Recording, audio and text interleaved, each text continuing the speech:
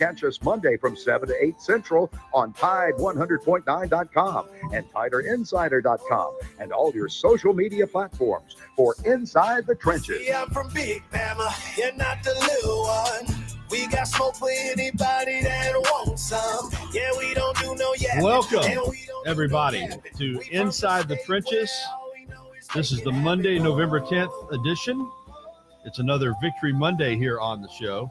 I'm Gary Harris, starring, of course, the great Wallace Gilberry and Andre Smith, and featuring Rodney Orr from TiderInsider.com. This is Inside the Trenches, and we have a great show on tap. Fat Rod, does Wallace, why don't you go ahead and tell us about the special guest we got coming on tonight that you lined up? I got. Can you guys hear me out there? Yeah, we got you good and clear.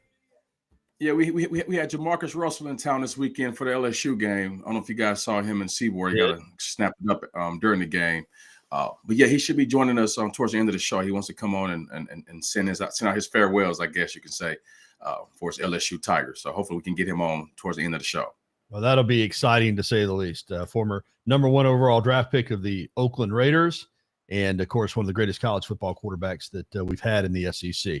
All right, great show on tap for us tonight. And if you want to join in on the program, we do, unlike a lot of podcasts, we do take phone calls, 205-339-4953, 205-339-4953.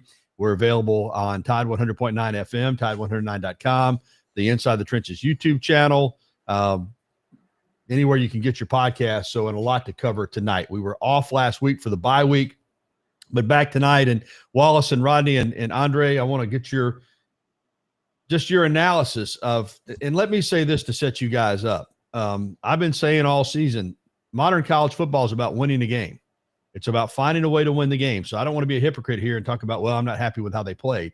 Alabama won the game. They've won 8 in a row. They're 6-0 in the SEC. They're 8-1 overall. They've set the table for a special run this season. Sure. Having said that, Wallace, I thought that game Saturday night was, for me in the press box, it was difficult to watch at times. I mean, the defense played arguably its best game of the year, talking about Alabama.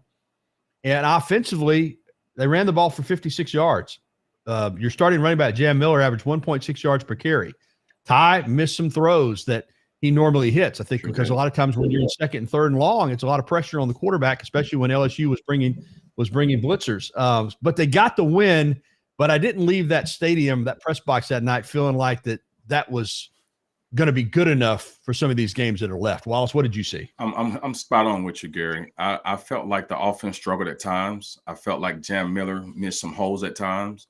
Again, the defense was lights out. I mean, they closed out the game. They kept it close. They kept it as a defense, they kept the game where it needed to be throughout the whole game. I felt like, again, like you say, Ty missed some key throws in the game, but still Alabama is a team of integrity. They know how to win, and they've proven that.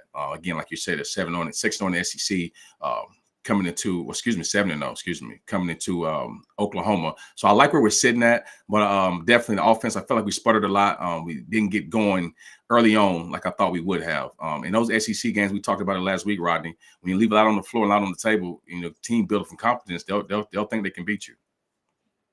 Yeah, no doubt. I mean, no doubt. But the one thing I will say is, and you talked about the defense, again, they forced 4 field goals. One of those was missed. They're doing an outstanding job in the red zone. They're making the critical plays. They're coming up with the big plays at the right moments. All of those things. Now, they'll give up a play here and there, but they only allowed 232 yards in this game. They only gave up 53 yards rushing. Now, let's be clear. LSU's not a very good running football team. Matter of fact, offensively, they've really struggled, and that's why you saw Nussmeier pulled for Michael Van Buren. Yeah, I mean, I think that Nussmeier, when you look at LSU, and we might as well talk about LSU struggles. We're going to have Jamarcus Russell on later because I think that Wallace, Alabama, that was helped by the fact that LSU right now is not a great football team. I mean, they were looking, it looked like to me, to get Nussmeier out of there. And as soon as he took that sack down there in the red zone, boy, they were on him, and they put in Van Buren.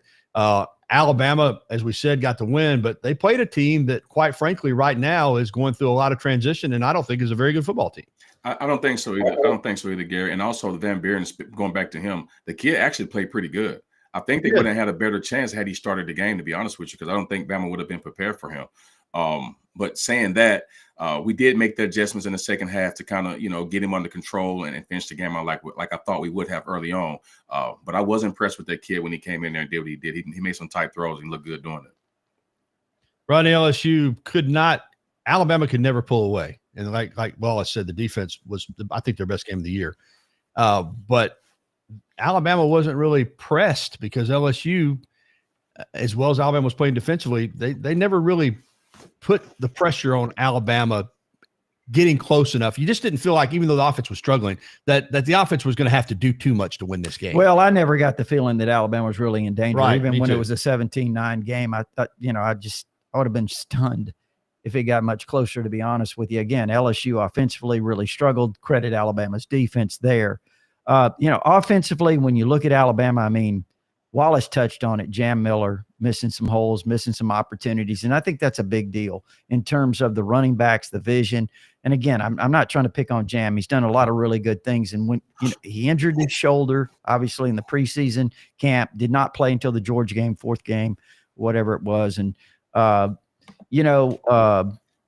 Gary, it was when you miss that time for a running back, there can be some rhythm issues. Then all of a sudden he comes back against Vanderbilt. He runs for 136. He goes for 85 against Missouri. He gets injured. He has the concussion. I don't think he's ever been the same since, to be honest with you. And yeah, I would like to see Daniel Hill get more touches, and maybe as we go along, he will. Probably. Wallace, what can they do at this point? I mean, you're not going to reinvent yourself. I mean, they are who they are. And obviously they got an excellent quarterback. They got a great concept offensively in the pass game. They're not going to start running for 200 plus yards a game, but they've got to be better than this, right? I mean, 56 yards, no explosives in the run game.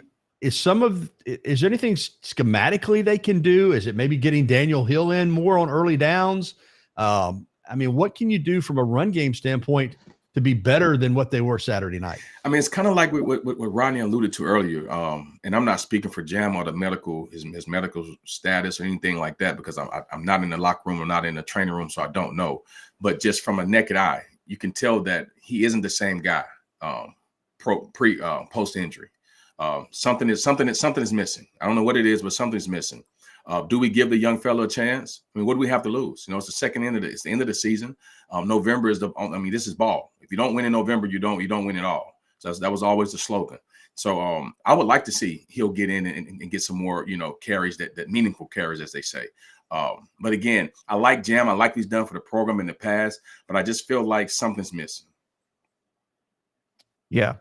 I would agree. And again, we saw them mix it up. Kevin Riley got in more. Riley was not playing the last couple of games quite as much. So he got in the mix a little bit. And look, let's just go ahead and say this right now. There's a lot of Alabama fans out there say, what about A.K. Deer?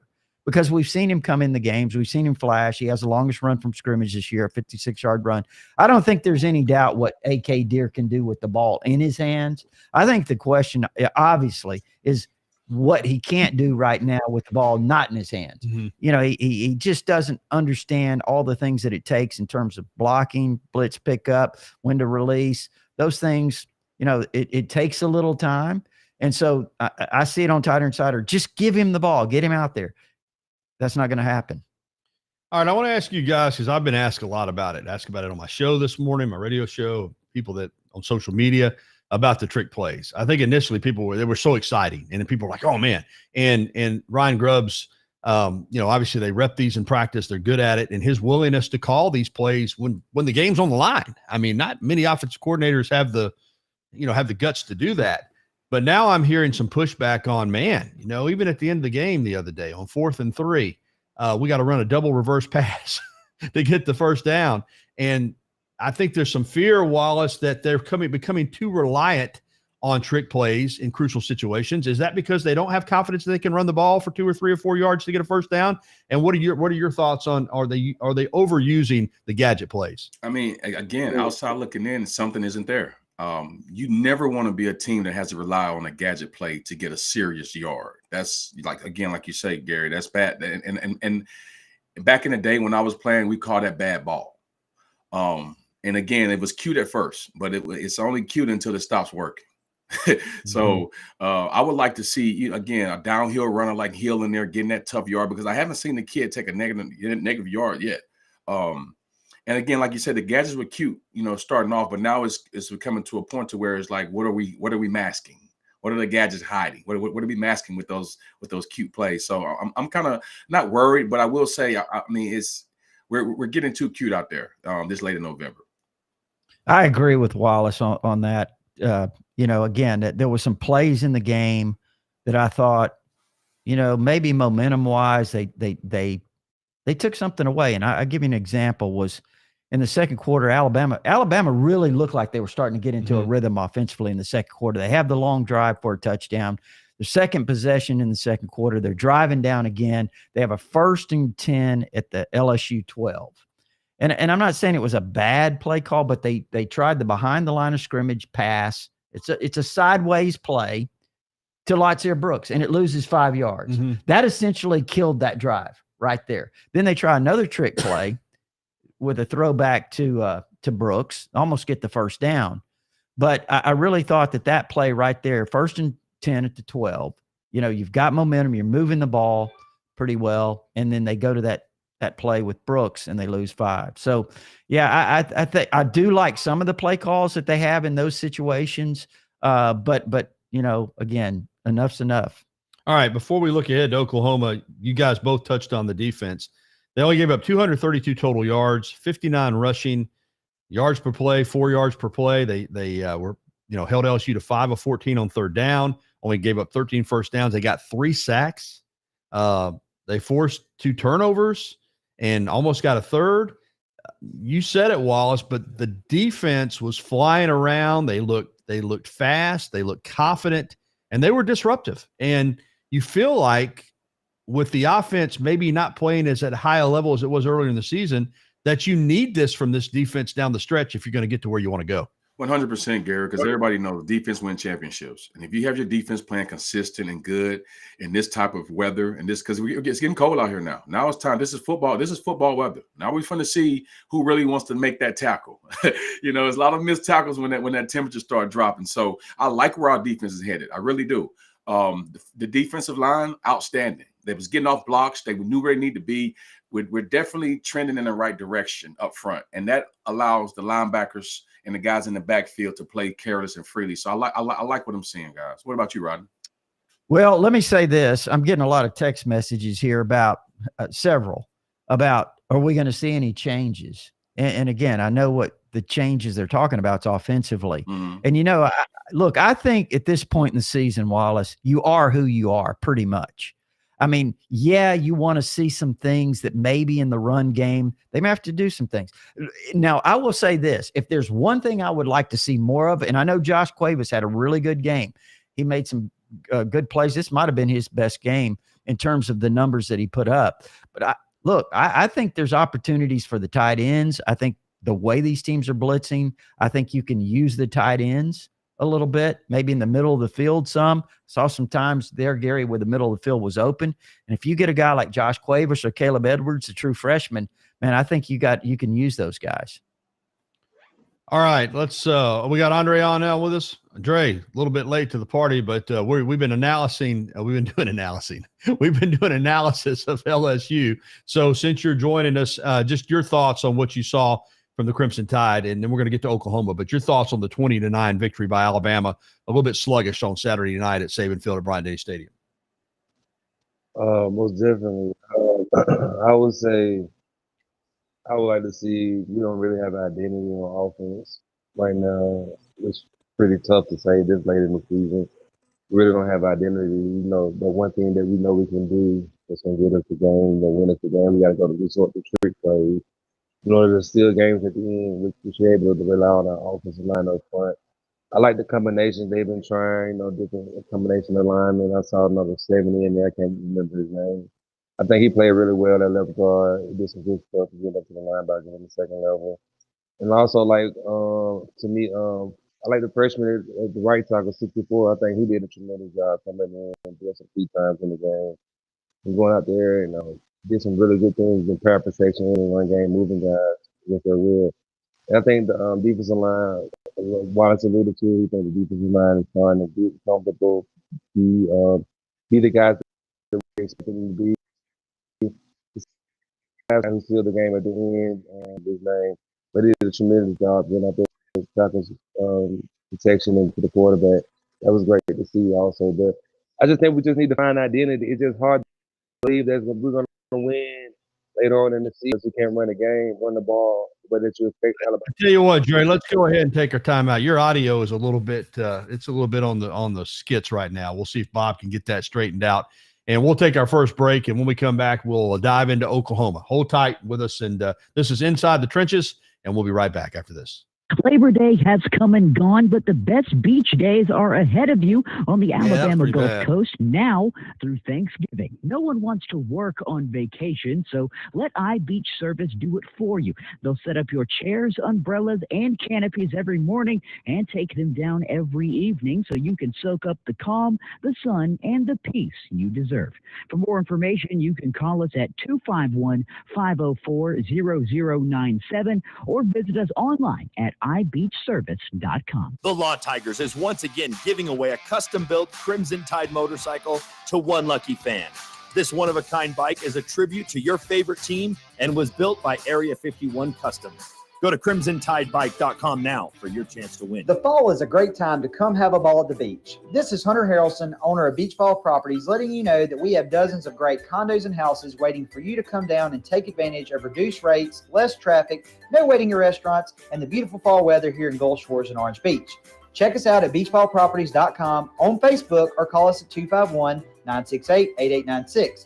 If you have an investment property, I would love the opportunity to discuss how we can be the best owner-friendly deal on the coast. Come have a ball at the beach. Hi, I'm Chris Stewart. Now is the time to pick out your next vehicle at Townsend Honda. We've got pre-owned vehicles backed by Townsend Certified Protection. Not just Hondas, our pre-owned vehicles are covered with 12-month, 12,000-mile exclusionary coverage. Get new car protection on pre-owned vehicles. Plus, get low financing rates. Make no payments for 90 days. And we'll make your first payment for you. That's no payments until after the holidays. Townsend Honda, Skyland Boulevard in Tuscaloosa. Townsend Certified available on qualified pre-owned vehicles. Financing with approved credit. Some offers cannot be combined. See dealer for details. Stand Up to Cancer asked leading cancer researchers to speak about why they do their work. Two words come to mind for me. One is responsibility. The other is purpose. It's just so inspiring to do research that impacts human lives. Stand Up to Cancer has been a critical partner in advancing research for cancer. Cancer research saves lives. So please help us fight in this battle against cancer. Be a part of the team that ends cancer at standuptocancer.org. If you're thinking of retirement in the next 10 years, listen up. Successful Seniors is hosting a free retirement educational seminar in Tuscaloosa on November 13th. Their Retire Ready class will help you with 401k, pension, and Social Security questions and help you navigate stock market volatility. The Successful Senior Seminar is absolutely free, but limited to 35 people. Call 205-737-7373 to secure your spot, and they will send you a free book on retirement. 205-737-7373. I can't believe how spotless my floors look after using the Swiffer Power Mop. No more dragging around a heavy mop and messy bucket. Now I get the same deep clean without all the work. Thanks to the powerful solution and scrubbing pad of the Swiffer Power Mop, dirt and grime don't stand a chance, and I don't break a sweat. Mic drop. Mop drop. Swiffer Power Mop. Swiffer Power Mop. A smarter way to mop. Try it or your money back. The best sports talk in the state. Tide 100.9 and streaming on the Tide 100.9 app.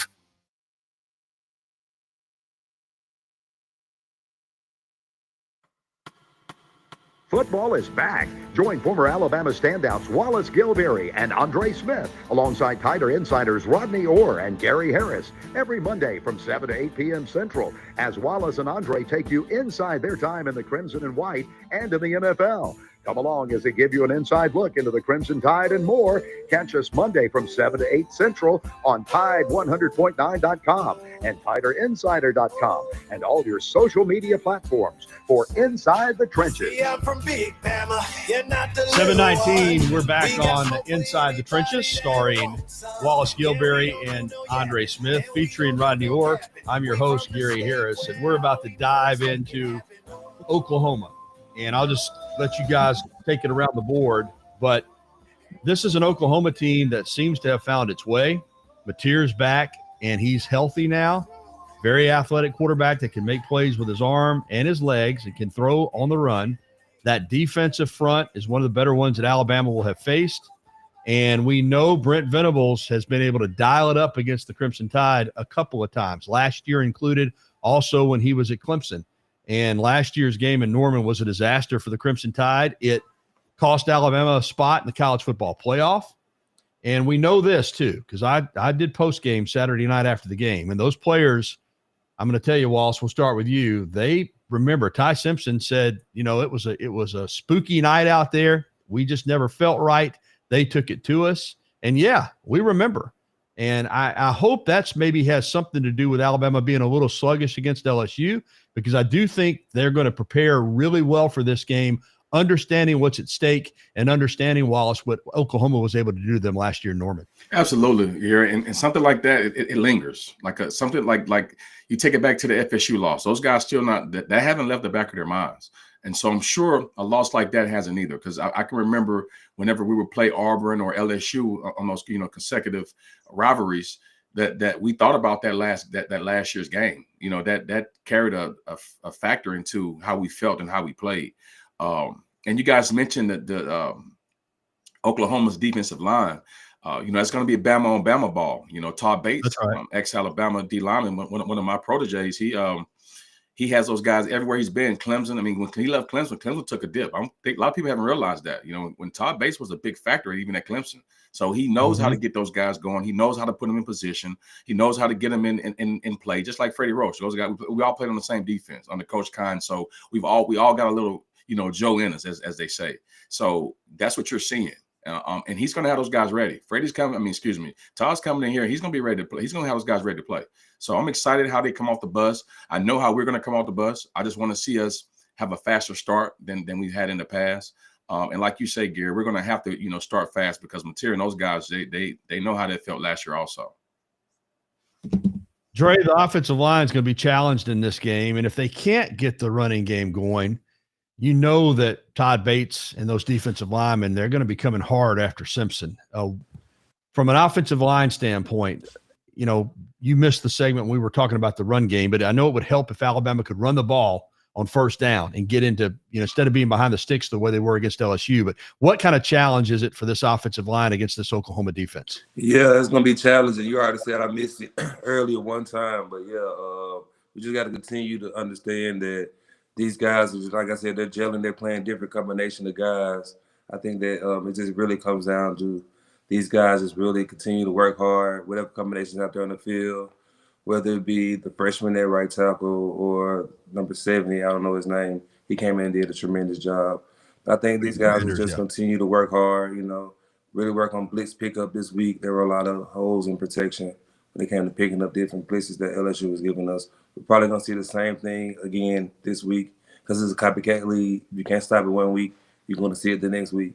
So, those guys have to really be prepared going to this game this week.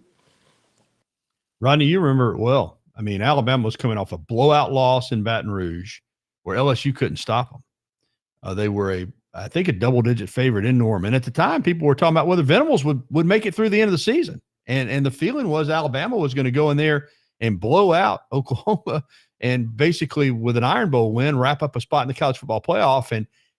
And like Ty said the other night, they just never really got going in that game. Well, I think the thing that really stands out about that game is that the quarterback run for Oklahoma just killed Alabama. Sure did. Oklahoma was not a good running football team. They come in and rush for 258 yards in that game. Alabama couldn't stop them. Then on the other side of the ball, it would have been a really close game had they not thrown two picks that set up touchdowns for Oklahoma, obviously. So I think the interceptions on one side, and I think just not being able to stop the quarterback run on the other side. So, but that really, as far as this game is concerned, I think what it comes down to for Alabama offensively is what's your weapon? Who are you? Who are your weapons? And Alabama's going to have success. Yeah, we want to see the run game contribute to it, but Ty Simpson and these receivers are going to have to make the plays. And the offensive line is going to have to give them protection. And yes, Brent Venables loves pressure. They're going to bring pressure. There's no doubt about that. Now, here's the thing. R. Mason Taylor, their top pass rush guy, defensive end, we don't know if he's going to play. He was injured in the Tennessee game, missed 3.5 quarters. Colby McKenzie, one of their top linebackers. He missed the entire game against Tennessee. We don't know if he's going to play. So they could be down a couple of guys, but listen, you talked about Todd Bates. I think he might be the best defensive line coach in college football. He's a guy that knows how to not only evaluate players, but he knows how to develop them. And he's got several up front that can create havoc. We saw what they did to Auburn.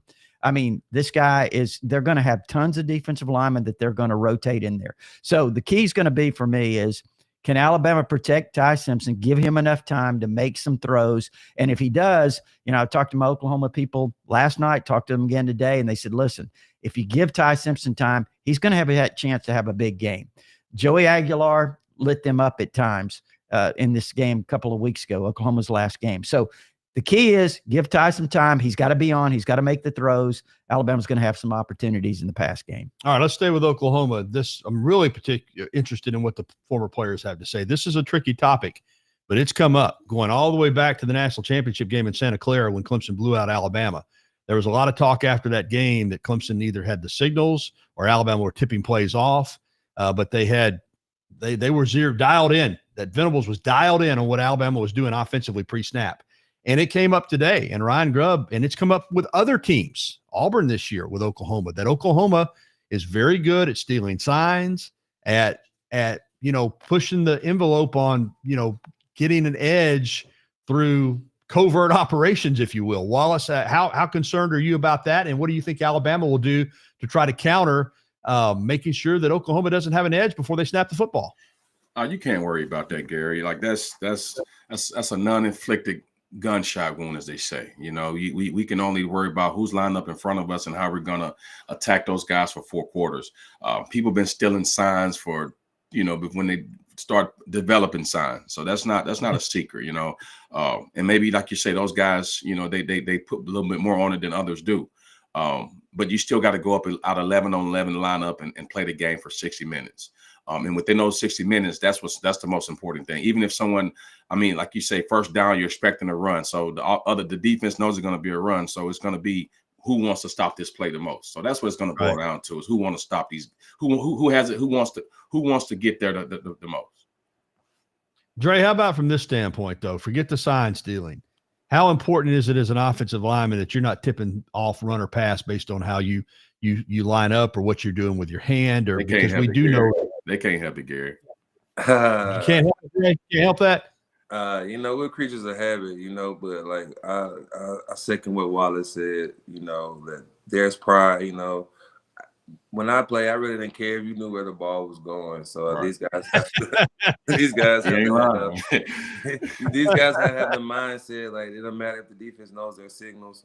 Coach OC alluded today that he's going to change some things up, which is to be expected. But, I think these guys have to come out and execute, do their job. As Coach Saban like to say, as long as they do their job to the best of their ability to win their one-on-ones, the best outcome will come, be the outcome for the offense as a whole and the team, Like you said, they have to keep Ty standing up right. They're going to try to blitz to get him to move out of his spot. Guys have to make sure their strings is a click or two longer because, it's going to take guys a little bit longer to get open because they're going to be bringing pressure. And then, receivers just have to make sure they're running the routes the way they need to. Everybody just have to be accountable for sure. Hey, Dre, I got a question, Dre. I'm going to cut you guys off, Gary. Hey, Dre, so whenever an offensive lineman comes into Alabama, especially left tackle, they always compare him to Andre Smith. We got the opportunity to have you on the show. And I was one. I compared Proctor to you because his size, the way he moves. But I'm kind of backtracking on that, bro. He doesn't finish just the blocks. Like I remember you 15 yards down the field putting guys in the dirt. I don't see that from him, man. So does that affect Jam Miller behind him, his confidence? Can you allude to anything on that? I just think, like I said earlier, it's been just a lot of different combination of guys lined up in front of you. You don't know what to expect. I think that doesn't make the running back more comfortable, so to speak. You expect guys to come in, don't be missing a beat, next man up mentality. But that's you're still human at the end of the day. And if you don't trust the guy that's in front of you, it's hard to hit the hole the same pace and speed that you're accustomed to running back in the hole with, for sure. Well, Rod, that's why I wanted to hear the former players' take on tipping stuff off. And they said exactly what I think most players would tell you. Hey, it's about execution. You're seeing it from a different standpoint, though, from the press box. Are you concerned about the fact that Oklahoma has a reputation for being very good at picking up on signals, picking up on tendencies. Is that something that you think this coaching staff, because Grubb, as Dre said, Grubb acknowledged it today that, hey, we're going to have to change some things. Well, yeah, and they'll do that. They'll get those things changed. And that's the key. I think maybe you go back to Santa Clara. Yeah, you go back to Santa Clara. Well, maybe the Alabama didn't know, how adept OU was, or Venables was, and not OU, obviously it's Clemson. Venables was at stealing the signals. So, again, I think they'll get that handled. Really, I'm more concerned about the execution offensively in the passing game, because again, they've got to find a way to kind of generate some semblance of a run game, but they've got to execute that passing game to have a chance. Now, listen, I'm going to say this too. Here's a big key in this game. Alabama is plus 10 in turnover margin. Now, I want you to think about this. Oklahoma's minus 5. 15. So you talk about John Mateer, their quarterback, guy who can make plays, but he's hit and miss. He's hit and miss. I'm telling you guys, he's thrown 8 touchdown passes. He's thrown 7 interceptions. He can make some throws. I talked to my Oklahoma people, and they say, look, if Alabama can pressure him and hit him, he gets a little fidgety. He doesn't really like that physical contact. He came from Washington State. The style they play out there. And, I know that Kalen DeBoer came from Washington, but the book on him is he doesn't really like to get hit. Not that anybody does, but if you rough him up a little bit, you get his attention. I'm glad you mentioned the turnovers, because this is perfect for Wallace, because I was watching an NFL show and they were talking about an NFL defense, but I can't remember the analyst or the team they were talking about, but I think it applies to Alabama. The analyst said, they're not a dominant defense, but they're a takeaway defense. And in the modern game, being a takeaway defense is really valuable, because you're adding possessions to what has basically become an offensive game. And of course, outside of Ohio State, I don't know that anybody in college football is playing dominant defense. What do you think of that statement about Alabama, Wallace? Does that apply to them? They're not a dominant defense, but they're a takeaway defense? I've been saying it all year. We don't have the guy on defense that has the offensive players, looking around wondering where he is. I thought Lawson was going to be that guy, just because of how nasty he plays at times, but it's at times, and that guy he's head on fire the whole game.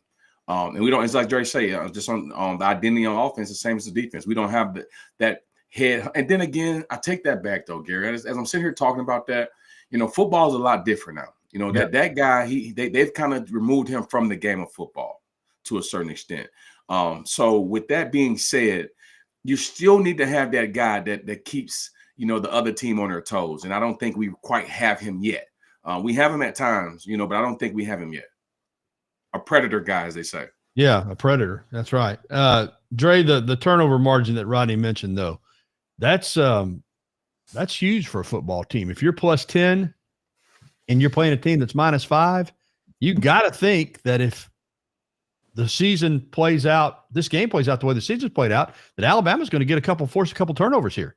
Yeah, as an offensive player, you want your defense to go out there and get extra possessions for you, to push the ball down the opponent's throat, so to speak, give you more chances to score, the defense go out there and play lights out the way they played the few past Saturdays, going against top-tier talent, being in the SEC.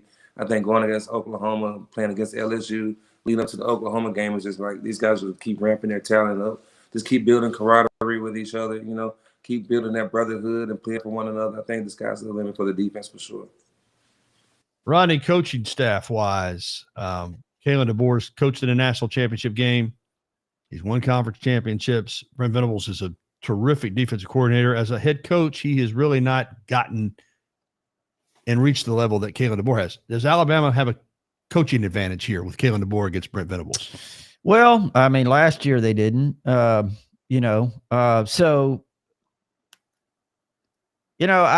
Kalen DeBoer is a better head coach than Brent Venables. I think Venables is a really great defensive coordinator. I think if you talk to the Oklahoma people, they're not very convinced that he's the guy, to be honest with you. Now, he's doing a really good job this year.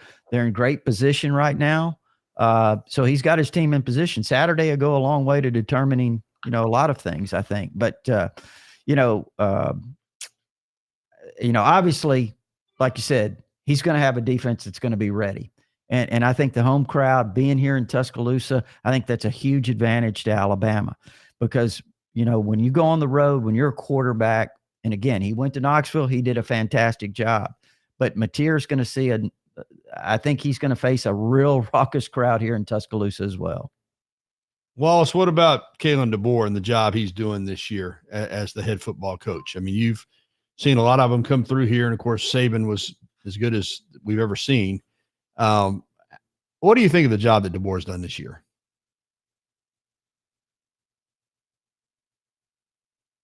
Wallace muted. Oh, sorry about that, guys. I lost you for a second. Yeah, what do you think? The question, Gary? What do you think about the job DeBoer's done this year with his team? I'm going to give him a B-, just for the simple fact, that, and again, I'm going to loop back to that FSU loss. That could have went either way. Everybody was ready to fire him. They was ready to start GoFunds, and he didn't let any of that get into his head. He kept his head down. He kept coaching the way he coaches. And so I like that. I like a guy, and I remember even when he was wearing the black shirt, they was giving him crap about how relaxed he was with his dress code on the sideline. Like he didn't let any of that change him. He didn't go put a suit on. So I like that. I like a guy that can stand up in front of a crowd and say, "I am who I am. You guys are gonna have to deal with it and deal with it." And he's proven it. So I'm supporting him 100%. Dre, what's your thoughts on Kalen DeBoer and the job he's done this year with this football team? Honestly, I give him an A. I give him an A so far. Just rebounding after the tough loss coming off the ball game, then having a tough loss for the first game of the year, being able to get the guys to come back, galvanize them, and maybe finding the ways to motivate the guys in his way. Coach Saban motivated by fear, he motivates by another way. So just to get those two different dynamics and then be able to find a way to work with those guys. With his guys coming in, with those classes being just recruited, and then those guys that came in from Coach Saban, getting those guys to jail and hit on all 8 cylinders. It's been tremendous to see. One thing I would love to see, like I said, I would love offense to finally get an identity, whether it be run game, some type of run game, whether it be swing routes or running back, getting them out in the flats, getting down the field a little bit, with the running backs, the receivers blocking out in front of them, or just finally the offensive line just says on us and we pound guys 10 yards down the field, create lanes for the running back, and hit the holes and create big plays for us. Yeah. Hey, I want to mention this too while we're, before we forget that, special teams can play a big part in these games. Huge. And Oklahoma's place kicker, Tate Sandell, he is a monster. This guy's 18 of 19 on the year. He's 6 of 6 from 50 plus. He basically won the Tennessee game with his leg. So that's a guy to really keep an eye on. And Alabama's done a really good job. Mm-hmm. You want to hold them to field goals. So if they have opportunities to score, I'd like to see Sandell out there having to kick field goals, but he's automatic. So hopefully it doesn't come down to that. All right. We're going to jump out on the Inside the Trenches hotline. Bob's getting it set up. Wallace and Dre have put together a very special guest to join us, one of the greatest college quarterbacks of all time. Of course, at the time when he came out of Mobile, Alabama was not recruiting the port city that well, and he got away. He got to LSU, and the rest is history. Went on to be the number 1 overall draft pick by the Oakland Raiders. Jamarcus Russell is with us, Wallace, so go ahead, take it over. J-Rock, good evening. How are you? What up, J-Rock? How you doing, brother? How about you? How about everybody on the phone? Hey, we got Andre Smith in here, Rodney Orr, and Gary Harris. What's up, Big Dre? Hey, what's going on? How you doing, bro? I'm trying to see how I can get you to come to LSU. I think you almost did, Jamarcus. You didn't have a good visit or something? No, I had a great visit. Oh. I was a little scared, but I had a great visit. Jamarcus, why didn't you come to Alabama? Yeah, Jamarcus, we want to know this story. What was the reason why you turned Big Bama down? You want my honest story, or you just want some shit? No, I want your honest. Bob, can we turn him up, Bob? Can we turn Jamarcus' mic up? Thank you. Okay, so from a young African-American young man coming from Mobile, Alabama, growing up, Alabama wasn't really on my radar. If they were, how they treated Andrew Zhao kind of knocked him off of my line, really. I was kind of upset about how they treated him, and I thought he was a great guy. Great guy. A good quarterback. And when it came to time for him to break certain records, he was taken out the game, and it just didn't sit well with me as a young man. You know what I mean? So that's one of the reasons. But the other one, I just never really was an Alabama fan. Okay. Well, there you go. But you did play. What about this past Saturday? Oh man, I enjoyed it. It was my first time going into an away game. I sit amongst the fans with the families and friends of the players and coaches. I enjoyed it, man. I thought it was going to be a lot different, but man, it was very well. I met a lot of people and had a lot of respect from a lot of the fans that was there. And like I said, I really enjoyed myself, and I'm looking forward to going back. That's what's up, bro. Well, Jamarcus, tell us give us a favorite Saban story. I mean, these Alabama fans want to hear something about Nick Saban. So is there a story in the recruiting process? Is there a story, when you Jamarcus, tell him about when you stretched your arms out. Tell him about your Miss Terry Saban story. Okay, that's a good one. That's a good one. Listen to this, right? All right, so when I was getting recruited, Miss Terry, and Nick, we was on there with my mom, and Miss Terry had me stand up and say, "Hey, Jamarcus, I want you to spread across that wall. So let's see how tall you are." So my mom say, "What she say, Jay?" So I got on the wall, spread it out, 6'6", 3/4. I forget how long my wingspan was, but she said, "Now, if we get this guy to come here, I'm gonna sweet talk his mom, Miss Zena. But if Jamarcus so happen to come here, I'm gonna need a curio cabinet to cover that wall that he stand on." So time went by. I never thought anything of it, but my mom and we went back to Coach Saban's house, and she had us had dinner, and we sat right in front of the curio cabinet, and the wall was no longer empty. I'll be. Wow. So I called Coach a little change. Another thing is when Wallace, when I was heard when Coach Saban was going to Alabama, I gave Wallace kind of a cheat sheet. I told him everything he'll be doing from this day forward, day by day, hour by hour, minute by minute. Told him exactly what he had to look forward to. So I think I kind of. Hey, Russell, and I never called you back and thanked you for that, bro. But you helped me through that 4-quarter mat drill, man, because mentally I was already prepared for it. Man, you had the sauce and kept it on to the vest, bro. You had the sauce and kept it to the vest, bro. If you didn't know what was going on, it be your own fault, bro. It be your own fault, bro. He ain't lace you up. Nah, he ain't lace me up at all, bro. I'm about to die. I don't know what the hell going on. Hey, Russell, Dre didn't need to be laced up. Dre was Mr. Football. He didn't need. They wasn't gonna run him too tough at the time. Man, you crazy? Coach Saban didn't care, bro. He putting his foot in anybody that came through that door, and his foot put it. You know what he was doing to folks. You were done. You understand?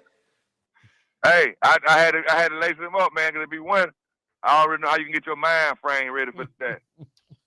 Because some of the stuff we was doing, it was unheard of, running 40s and 31-10. Like, we never did that in high school. I've never been a part of none of that. Hey, but Jamarcus, you got to admit, though, and Dre, you got to admit, that's what helped got us all to the next level, though, bro. It helped made us to who we are, who we were. That's right. Hey, Jamarcus, hey, real quick before you go, man, I know you got a lot going on, but tell the people what you're doing out here so they can catch up with you, get with you, anything, any information you want to get out there, give it to them. Right. Right now, myself and Dwayne both, we're doing All Pro Academy, athletes learning lifelong principles of real optimization. We're up in Miami, Florida, where we'll be training quarterbacks and receivers only. We have weekend boot camps, and we also have a week-long camp. We have different dates. But All Pro Academy does have a website.com. It's something that you can check into. If you want to fly in and come get this good work, come on, see us. If not, we'll catch you on the rebound somewhere else. That's right. Real quick, Jamarcus, before you get off, who's the next LSU coach? Oh, if I tell you, you'll be mad. Let's just see when it happens. Well, final. I really don't know, man. Honestly, I really don't know. I was told from a guy by the name of the great Nick Saban that his only regret in life was leaving LSU. Here you go. Here you go. Man, don't start that man. Here you go. I don't know how it's gonna go, man. Honestly, I really don't care what coach we get. As long as he fits the criteria of what we are, who we are, and what we're used to. You know what I mean? I'm always take Orgeron back. Patronize whoever. Say it again? You'd take Orgeron back, right? Oh, without a doubt. Tomorrow. Yesterday. Yeah, I love that. Yeah, he's a great guy. He's for the people, ain't for the cause. I don't know the situation that caused him to leave, but it was kind of crazy, man. He should have been one of the guys we kept around. All right. Hell of a recruiter. That's sure. What you say? And I think Coach Kelly's a good guy. I have nothing to say, bad about the guy. I met him. He was a cool dude. I just see now and in the beginning that he really didn't look like a fit for our team. Coming from Notre Dame, we a little bit stronger than Notre Dame. And I don't know, I guess like all the new coaches came in and won a championship, so coach wasn't close to winning the championship. You know how that goes. They're not going for that. Yeah, right. Well, Russell, we appreciate you calling, man. You're more than welcome to come on anytime, man. These guys, Rodney and Gary was excited about having you tonight, man. So thank you for the time out. Bro, calm, man. I'm for it. All right, love you, man. Marcus. Love you guys too. Go Tigers. Appreciate it, bro. Hang him up. Yeah, hang him up, Bob. Big time. And that's what Wallace Gilberry and Andre Smith can do. They can bring these guys to inside the trenches. Hey, we need to take a timeout, be our final break. We'll come back and we'll finish up the program. And it's not too late if you want to give us a call, 205-339-4953. Inside the trenches on a Monday night, another Victory Monday from Tuscaloosa. We'll be back after this. Labor Day has come and gone, but the best beach days are ahead of you on the Alabama Gulf Coast now through Thanksgiving. No one wants to work on vacation, so let iBeach Service do it for you. They'll set up your chairs, umbrellas, and canopies every morning and take them down every evening so you can soak up the calm, the sun, and the peace you deserve.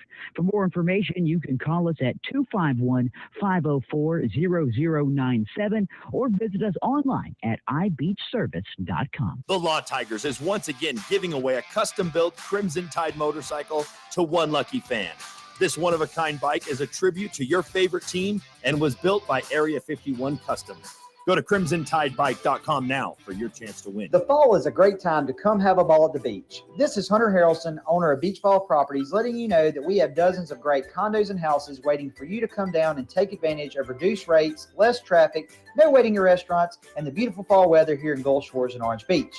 Check us out at beachballproperties.com, on Facebook, or call us at 251-968-8896. If you have an investment property, I would love the opportunity to discuss how we can be the best owner-friendly deal on the coast. Come have a ball at the beach. Hi, I'm Chris Stewart. Now is the time to pick out your next vehicle at Townsend Honda. We've got pre-owned vehicles backed by Townsend Certified Protection. Not just Hondas, our pre-owned vehicles are covered with 12-month, 12,000-mile exclusionary coverage. Get new car protection on pre-owned vehicles. Plus, get low financing rates. Make no payments for 90 days. And we'll make your first payment for you. That's no payments until after the holidays. Townsend Honda, Skyland Boulevard in Tuscaloosa. Townsend Certified, available on qualified pre-owned vehicles. Financing with approved credit. Some offers cannot be combined. See dealer for details.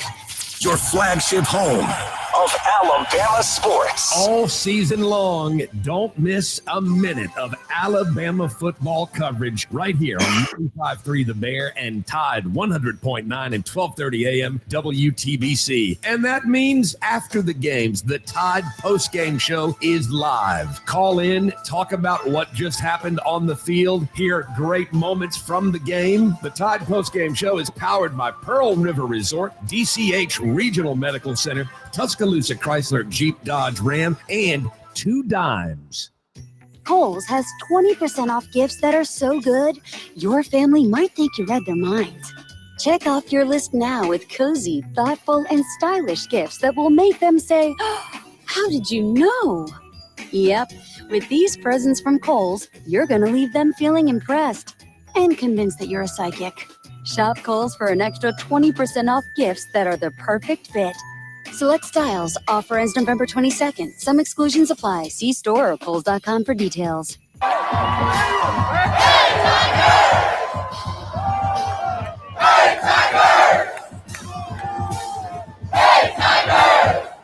We just beat the LSU.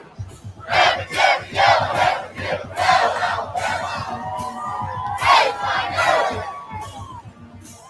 Hey, Tiger! Hey, Tiger! We just beat the LSU. Rabbit, yellow, rabbit, yellow, Football is back. Join former Alabama standouts Wallace Gilberry and Andre Smith alongside Tiger insiders Rodney Orr and Gary Harris every Monday from 7 to 8 p.m. Central as Wallace and Andre take you inside their time in the Crimson and White and in the NFL. Come along as they give you an inside look into the Crimson Tide and more. Catch us Monday from 7 to 8 Central on Tide100.9.com and TiderInsider.com and all your social media platforms for Inside the Trenches. Yeah, I'm from Big Bama. You're not the All right, 7:50. Welcome back into Inside the Trenches, starring Wallace Gilberry and Andre Smith, featuring Rodney Orr. I'm your host, Gary Harris. We got a phone call out on the Inside the Trenches hotline to Cowboy from out in Big D, Dallas, Texas. Hey, Cowboy. How you doing? No, I'm not in Big D yet. I've been delayed here at the Birmingham airport. I don't think I'm getting out to 10 o'clock. I don't know, man. It's a mess. Oh, boy. But good you guys are on. Wanted to talk with the Wallace and Andre. Y'all sound like a bunch of panic hands over there talking about, worried about them stealing your signals. They play the game between the white lines out there, don't they, Wallace? That's right, Cowboy. That's the only way I know how to play it, big guy. Yes, sir. Yes, sir. Got to suit up and boot up. Yeah, we can't worry about that. Just and Andre say, man, oh, man, he knocked his man off the ball, and there goes that guy for about a 10, 15-yard gainer and come back and run the next play. Exactly. But you know, shoot, you know, Brett Venables, I guess he has had Alabama's number. I was up there in Norman last year at that game. I mean, it was hot, like 75 degrees during the day. And that night at game time, the wind got to going, and man, it dropped 30 degrees. It was kind of spooky. Boy, I guess is a good saying for it. But Oklahoma, they just whipped us at the line of scrimmage. Sure did. And Rodney, speaking about Oklahoma's kicker, he kind of had him some tight shorts on up there against Tennessee. It didn't even look like a legal football uniform. We ought not let him get on the field in Tuscaloosa like that. If he does, give him a little shot, make him realize what football is all about. You know, when he kicks. Well, I don't think there's any dress codes anymore. Well, hey, Cowboy, he might have signed one of those narrow NIL deals, so he want to show his legs off. Yeah. He looked like a young lady down on the beach, just wearing some, in the afternoon after a day of sun, or at night, just wearing a pair of tight shorts down there, on the beach or something. It was kind of a. Maybe it gives him some kind of advantage, Maybe we need to look into that. I'm with you on that, Cowboy. Yeah. Short. When he kicks off or when he does something, just tell him what football is a little bit about there in Bryant-Denny Stadium. All right, Cowboy, I got to ask you, while we've got you, what's your prediction? What do you think's happening Saturday? Oh, I don't know, I guess, Alabama keeps riding well, but I'm going to upset Wallace when I say this. This team reminds me a lot of his 2005 team that y'all's former guest, Jamarcus Russell, got in Tuscaloosa. Could this be a repeat of 2005 and 2025, the 20-year anniversary, not necessarily of Oklahoma?